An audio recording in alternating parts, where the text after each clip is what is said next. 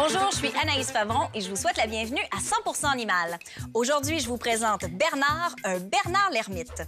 Bernard a 10 pattes, dont 2 sont des pinces. Alors, il faut que je fasse attention à la manière dont je le manipule. Je l'ai gêné. On regarde comment on a accueilli Bernard en studio et si ça vous tente, vous pouvez aller voir son arrivée au complet sur notre site web. T'as-tu Internet là-dedans?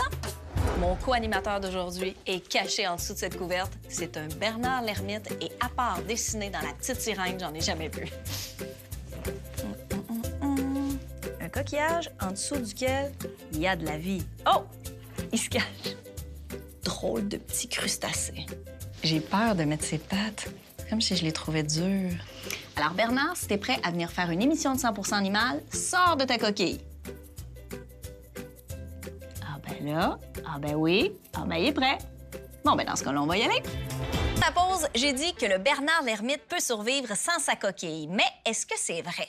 La réponse, c'est Dr Charles Rochette, médecin vétérinaire, qui va nous la donner. Bonjour, Charles. Bonjour, Anaïs. Alors, est-ce que c'est vrai? Est-ce qu'il peut survivre sans sa coquille? Leur coquille leur est absolument essentielle, en fait. Ça va leur servir de protection. Ils ont un abdomen qui est très fragile. Donc, avec la coquille, bien, ça les protège. Puis aussi, ils ont des petits branchies, en fait, sur leur corps. Puis, ça a besoin d'être humecté tout le temps. Le fait d'avoir une coquille, ça leur permet de garder l'eau à l'intérieur et de garder les branchies humectées. Mais est-ce qu'ils grandissent avec leur coquille? Mais en fait, leur coquille leur appartient pas. Ils vont choisir des petites coquilles qui sont à l'aise à l'intérieur, qui correspondent à leur grosseur. Puis, ils vont changer lorsqu'ils vont grandir, puis muer, etc. Puis pourquoi on l'appelle le Bernard l'ermite? Bernard, on ne sait pas trop. Probablement que c'est la personne qui l'a découvert. Par contre, l'ermite, c'est quelqu'un qui vit seul dans sa maison. Donc, le Bernard l'ermite, parce qu'il vit seul dans sa coquille, bien, est un peu un ermite. Bien, je regarde aussi, puis ça serait un peu serré pour 2 personnes. Je suis bien d'accord avec toi.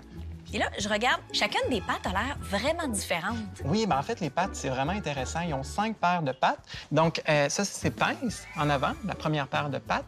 En fait, la grosse pince gauche qui sert à se défendre. Puis, il y a une petite pince là, à droite qui sert en fait à s'alimenter.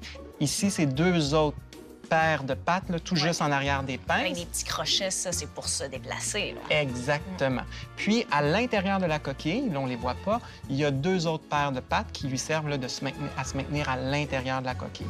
On voit aussi qu'il y a des belles antennes. Hein? Oui. Ils ont des antennes qui vont servir à goûter, puis d'autres à sentir. Donc, elles sont bien utiles au Bernard l'ermite.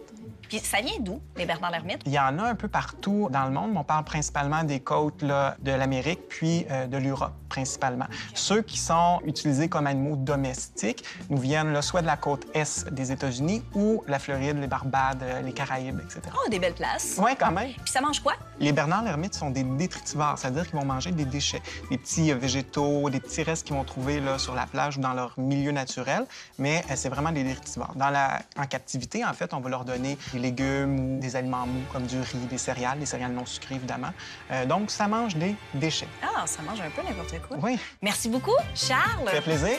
Eh bien, c'est sur cet exemple de stylisme animal que se termine cette émission. Merci beaucoup, Bernard, d'avoir fait un effort pour sortir de ta coquille pour nous. Et moi, je vous donne rendez-vous pour une autre émission 100% Animal.